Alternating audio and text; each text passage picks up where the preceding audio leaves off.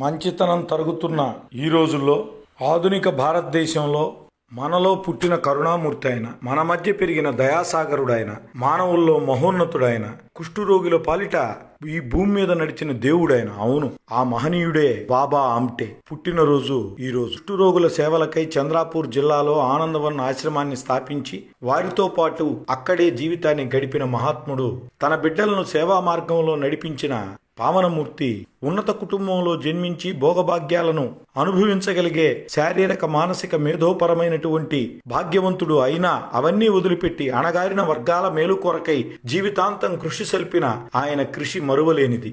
అనేక జాతీయ అంతర్జాతీయ అవార్డులు బాబా ఆమ్టే చేసిన సేవలకు గుర్తింపుగా లభించాయి అనడం కన్నా ఆయన్ని వరించాయి.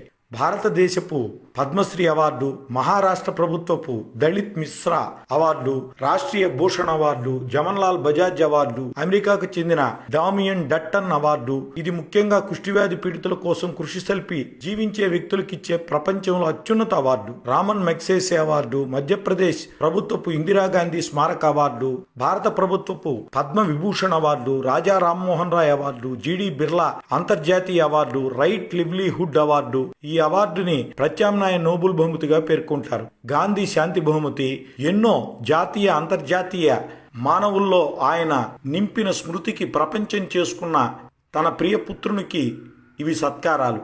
ఈ మహనీయుని స్ఫూర్తి మన భారతీయుల గుండెల్లో దయా వెలుగులుగా నిండాలి. ఆ వెలుగుల్లో మన చిన్నారులు పెరగాలి. అదే ఆ మహాత్మునికి నిజమైన ఘనమైన నివాళి. అవును, బాబా ఆమ్టే జీవితం జీవనం మనందరికీ ఆదర్శం కావాలి, అవశ్య ఆచరణీయం కావాలి. ఒక్క మాట, బాబా ఆమ్టే స్థాపించిన 3 ఆశ్రమాల్లో ఆనందవన్ మొదటిది. కుష్ఠురోగుల సంక్షేమానికి మహారాష్ట్రలోని చంద్రాపూర్ జిల్లాలో ఈ ఆశ్రమాన్ని 1951లో స్థాపించారు. ఆనందవన్ అనగా అర్థం ఆనందపు అడవి, ఫారెస్ట్ ఆఫ్ జాయ్.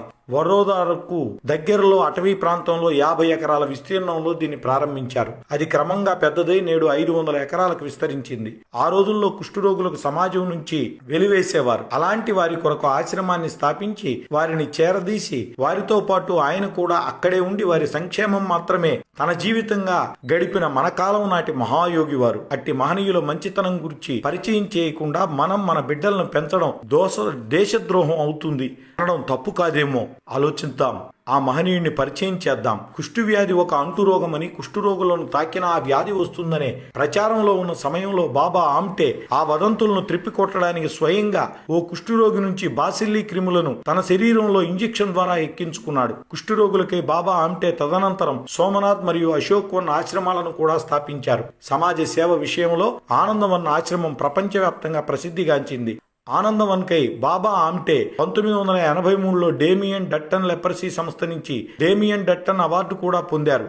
ఇది వారికి ఇచ్చి ఈ ఆధునిక ప్రపంచం భాగ్యవంతమైంది. ప్రస్తుతం ఆనందవన్ 2 ఆసుపత్రులను, ఒక విశ్వవిద్యాలయాన్ని, అందుల కొరకు పాఠశాలను, అనాథ శరణాలయాన్ని కలిగి ఉంది. ఆ ఆశ్రమంలో ప్రస్తుతం 5,000కు పైగా లెపర్సీతో ఉన్న మానవులు జీవిస్తున్నారు. బాబా ఆమ్టే సాధనా శాస్త్రి గారిని వివాహం చేసుకున్నారు. తరువాత కాలంలో వారు సమాజ సభ్యులచే సాధనా తాయ్ అంటే మరాఠీలో తాయ్ అంటే పెద్దక్కగా పిలువబడ్డారు. వారికి వికాస్ మరియు ప్రకాష్ అనే 2 కుమారులు ఉన్నారు. ఆ ఇద్దరు కూడా తండ్రి వలె సమాజ సేవకై పాటుపడుతున్నటువంటి మాన్య మహనీయ మూర్తులు. అవునండి, ఆవు చేలో మేస్తే దూడగట్టును మేదు కదా. బాబా ఆమ్టే కుటుంబంలో మనము సమాజంలో తరించాలనే ఆలోచన రగలాలని, ఆ మార్గంలో నడిచేలా మనల్ని దీవించమని పూజ్య బాబా ఆమ్టే దివ్య పాదపద్మాలకు సహస్ర కోటి నమస్కారాలు చేస్తూ, వారు పుట్టిన ఈ నేలలో నేను పుట్టినందుకు గర్విస్తూ వారి స్ఫూర్తి మనలో నిండాలని ఆ భగవంతుణ్ణి ప్రార్థిస్తూ భారత మాతకు వందనం, తెలుగు తల్లికి అభివందనం. వందే మాతరం.